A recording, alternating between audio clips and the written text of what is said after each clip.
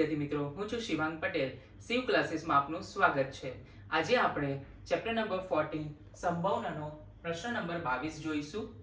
અહીં આપણને બે પાસા આપેલા છે, તો બે પાસાને એક સાથે ઉછાળવામાં આવે છે.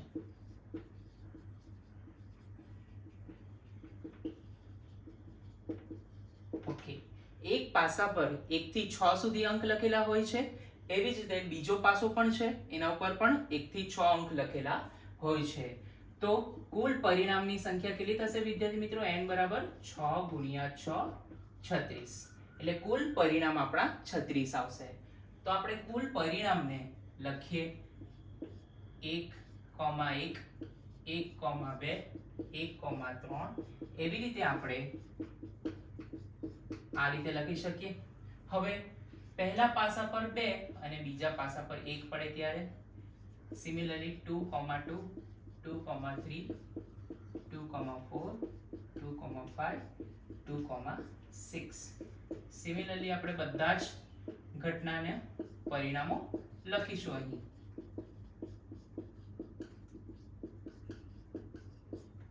જ્યારે પહેલા પાસા પર 4 અને બીજા પાસા પર 1 2 3 4 5 6 પડે ત્યારે પરિણામની શું આવે એ આપણે લખી રહ્યા છે. હવે પહેલા પાસા પર 5 હોય અને બીજા પાસા પર 1 થી 6 અંક હોય ત્યારની વાત કરીએ છીએ. એવી જ રીતે પહેલા પાસા પર 6 અને બીજા પાસા પર 1 થી બીજા 6 અંક સુધી હોય તો આપણા પરિણામો આ ટોટલ આપણા 36 પરિણામો થઈ ગયા છે જ્યારે બે પાસાને આપણે ઉછાળવામાં આવે. હવે આપણે સંભાવના કોની શોધવાની છે? આપણે ઘટના આપી દીધી છે કે પાસા પરનો સરવાળો, કે બે પાસા છે તો એક બંને પાસા પરનો સરવાળો કુલ 2 થાય તેની સંભાવના આપણને આપી દીધી છે 1/36. જો વિદ્યાર્થી મિત્રો કે સરવાળો 2 થાય તો સરવાળો 2 થાય એવી કન્ડિશન કઈ છે? 1 + 1 એટલે ફક્ત એક પરિણામ આવશે અને કુલ પરિણામો કેટલા છે વિદ્યાર્થી મિત્રો? 36. એટલે આન્સર શું આવશે? 1/36. હવે આપણે જોઈએ કે ઘટના કે પાસા પરનો સરવાળો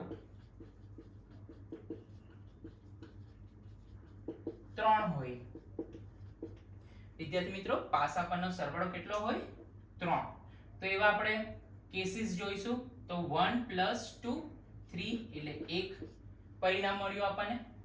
એવી જ રીતે 2 અને 1 આનો પણ સરવાળો 3 થાય છે.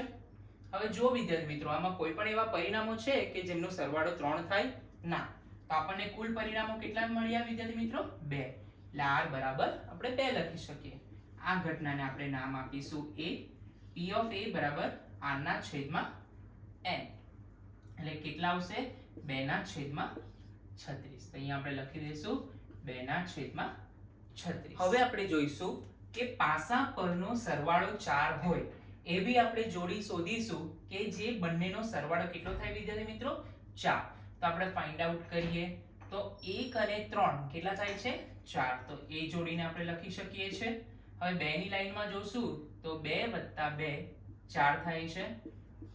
એવી જ રીતે 3 ની લાઈનમાં જોશું તો 3 + 1 4 થાય છે. એટલે કુલ પરિણામની સંખ્યા કેટલી આવી વિદ્યાર્થી મિત્રો? 3. એટલે ઘટના માટે શક્ય સાનુકૂળ પરિણામની સંખ્યા 3 છે અને પ્રયોગના તમામ શક્ય પરિણામની સંખ્યા કેટલી છે વિદ્યાર્થી મિત્રો? 36. માટે p of b બરાબર r/n બરાબર 3/36. એટલે સરવાળો 4 હોય એની સંભાવના કેટલી આવશે વિદ્યાર્થી મિત્રો? 3/36. એવી જ રીતે પાસા પરનો સરવાળો 5 હોય એવા પરિણામો શોધીએ તો 1 ની લાઈનમાં જોશું તો 1 + 4 5 થાય છે વિદ્યાર્થી મિત્રો. હવે 2 ની લાઈનમાં જોશું 2 + 3 5 થાય છે. એવી જ રીતે 3 ની લાઈનમાં જોશું 3 + 2 5 થાય છે. એવી જ રીતે આપણે ચારની લાઈનમાં જોશું 4 + 1 5 થાય છે. તો વિદ્યાર્થી મિત્રો ઘટના સી નામ આપીશું.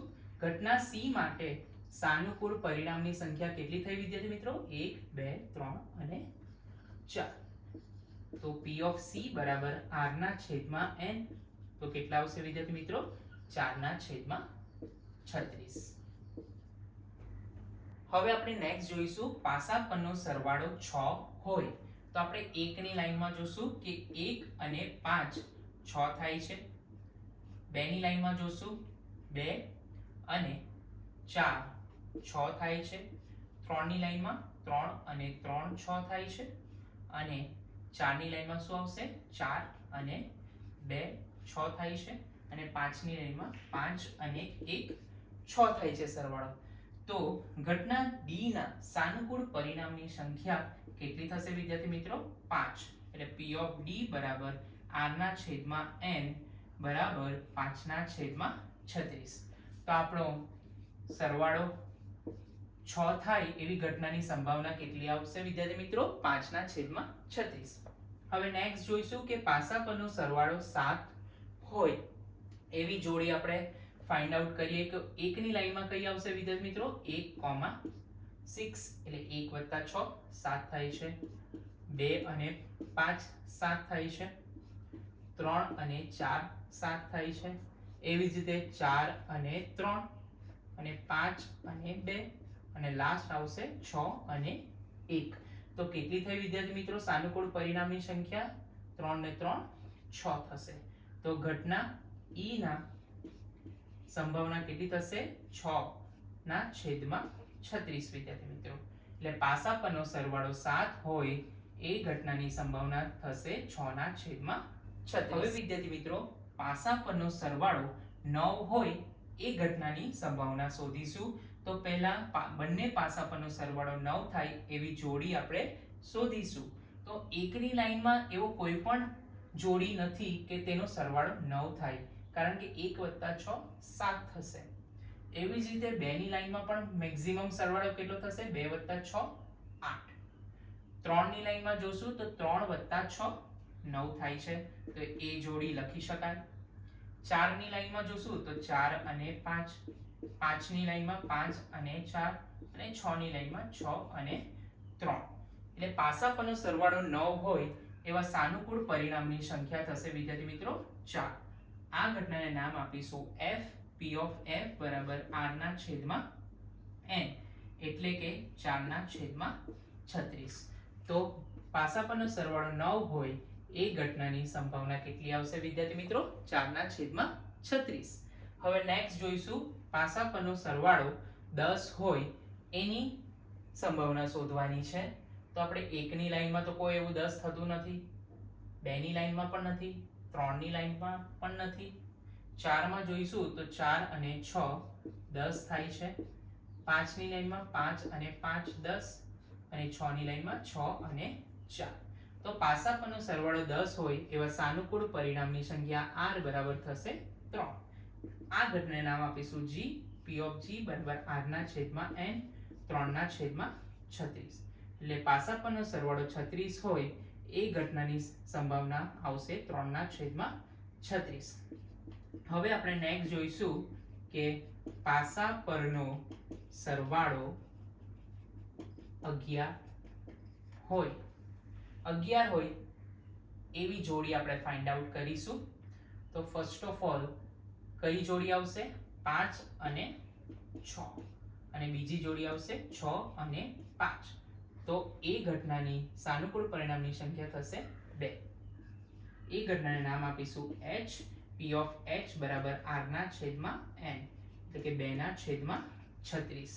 એટલે પાસા પરનો સરવાળો 11 હોય એ ઘટનાની સંભાવના આવશે 2 ના છેદમાં 36. હવે આપણે પ્રશ્ન 22 નો સેકન્ડ ક્વેશ્ચન જોઈશું કે એક વિદ્યાર્થી દલીલ કરે છે કે 11 શક્ય પરિણામો 2 3 4 5 6 7 8 9 10 11 અને 12 છે. તેમાંના પ્રત્યેકની સંભાવના 1 ના છેદમાં 11 છે.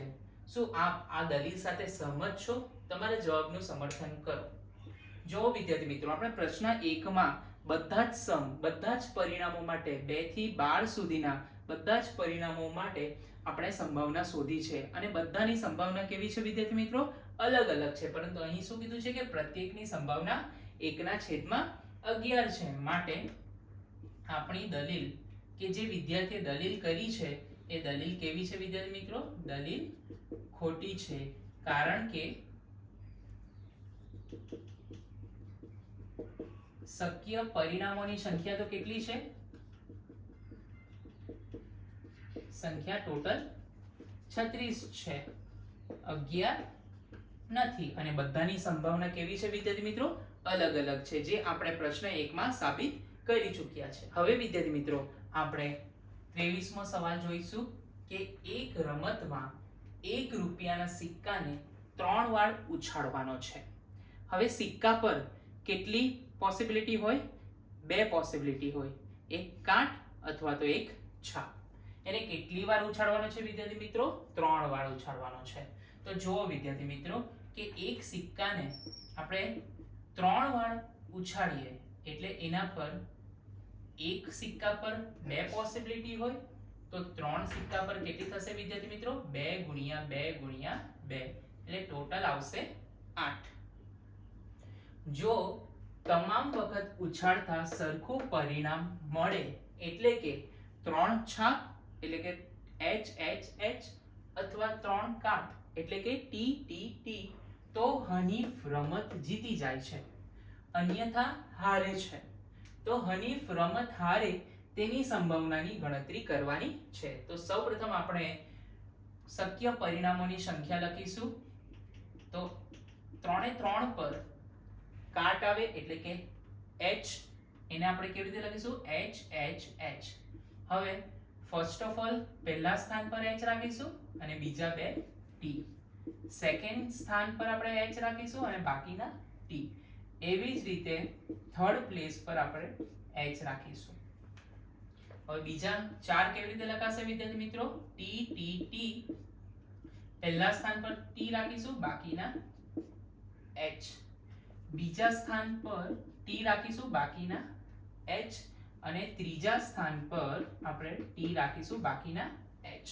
એટલે જ્યારે પણ 3 સિક્કાને ઉછાળવામાં આવે છે તો પ્રયોગના શક્ય પરિણામની સંખ્યા કેટલી થશે વિદ્યાર્થી મિત્રો? 8. અને 8 જોડીને આવી રીતે લખવામાં આવશે. 3H લખી દેવાના. સૌપ્રથમ H ને પ્રથમ સ્થાને રાખી બાકીના T લખો, H ને સેકન્ડ સ્થાને રાખી બાકીના T લખો, H ને થર્ડ સ્થાને રાખી બાકીના T લખી લેવા. એવી જ રીતે ટ્રિપલ T લખી દો. T ને પ્રથમ સ્થાને રાખી બાકીના H, T ને સેકન્ડ સ્થાન બાકીના H અને T ને લાસ્ટ સ્થાને રાખી બાકીના H લખી દો. તો આવી રીતે આપણા પ્રયોગના કુલ શક્ય પરિણામની સંખ્યા મળશે. હવે આપણને કહેવામાં આવે છે કે 3 છાપ મળે અથવા તો 3 કાટ મળે એટલે કે ટ્રિપલ H અને ટ્રિપલ T હોય તો જ હનીફ જીતે છે. બાકીના કેસમાં હનીફ હારે છે. તો હનીફ હારે તેની સંભાવના શોધવાની છે.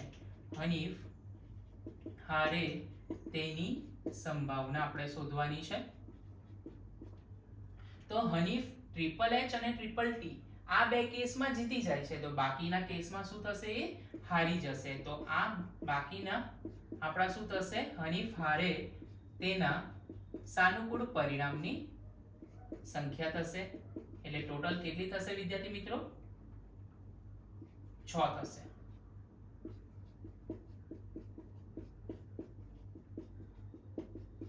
ટ્રિપલ H અને ટ્રિપલ T હોય તો હનીફ જીતી જાય છે અને બાકીના કેસમાં શું થશે? હનીફ હારી જાય છે. તો આપણે હારી જાય એની સંભાવના શોધવાની છે.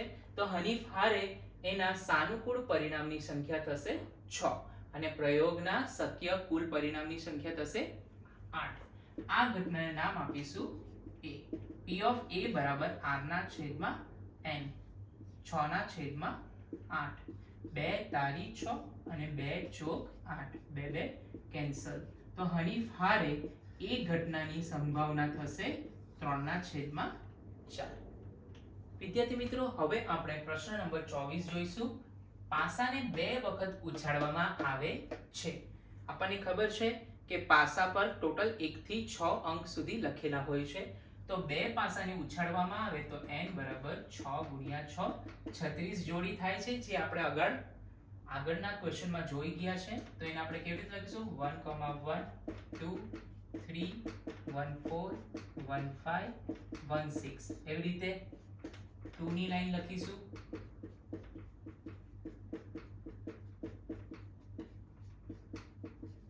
એવી જ રીતે 3 ની લાઈન,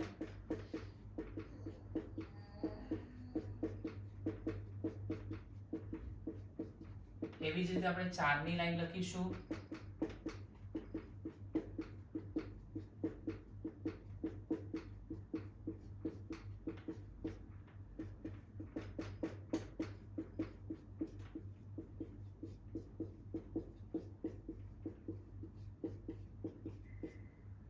અને અંતમાં આપણે 6 ની લાઈન લખીશું.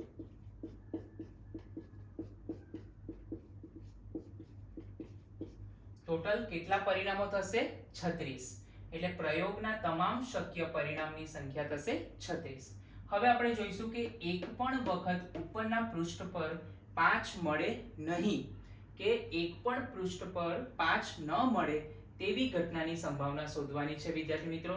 તો જોઈશું વિદ્યાર્થી મિત્રો કે 5 ન હોય તેવા 1, 1, 1, 2, 1, 3, 1, 4 અને 1, 6 આવશે.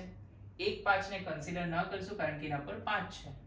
2, 1, 2, 2, 3, 2, 4 અને 2, 6. 3, 1, 3, 2, 3, 4 અને 3, 6. 4 ની લાઈન પણ આવશે, એમાં 4 અને 5 વાળી લાઈન આવશે. 5 ની લાઈનમાં તો બધા જ 5 છે. 6 ની લાઈન જોશું આપણે, તો આપણે ટોટલ કાઉન્ટ કરી લેશું. 1, 2, 3, 4, 5, 6, 7, 8, 9, 10, 11, 12, 13, 14, 15, 16, 17, 18, 19, 20, 21, 22, 23, 24 અને 25. તો એક પણ વખત ઉપરના પૃષ્ઠ પર 5 મળે નહીં એવી ઘટનાના સાનુકૂળ પરિણામની સંખ્યા થશે વિદ્યાર્થી મિત્રો 25. આ ઘટનાને નામ આપીશું A, એટલે કે P of A બરાબર r ના છેદમાં n. r કેટલા છે? 25 અને કુલ પરિણામની સંખ્યા છે 36. તો આપણા એક પણ વખત ઉપરના પૃષ્ઠ પર 5 ન મળે તે ઘટનાની સંભાવના થશે 25 ના છેદમાં 36. હવે ઓછામાં ઓછી એક વાર ઉપરના પૃષ્ઠ પર 5 મળે તેની સંભાવના. જો વિદ્યાર્થી મિત્રો, ઓછામાં ઓછી એક વાર, એનો અર્થ શું થાય છે? એક અથવા એકથી વધુ વાર 5 મળે. એટલે કોઈ પણ પૃષ્ઠ પર એક ટાઈમ 5 મળે અથવા એકથી વધારે ટાઈમ 5 મળે તો આપણે એ ઘટનાને લઈ શકીએ છીએ. તો જો વિદ્યાર્થી મિત્રો, 1 અને 5, 2 અને 5 આવશે, 3 અને 5 આવશે, 4 અને 5 આવશે, 5 ની બધી લાઈન આવશે,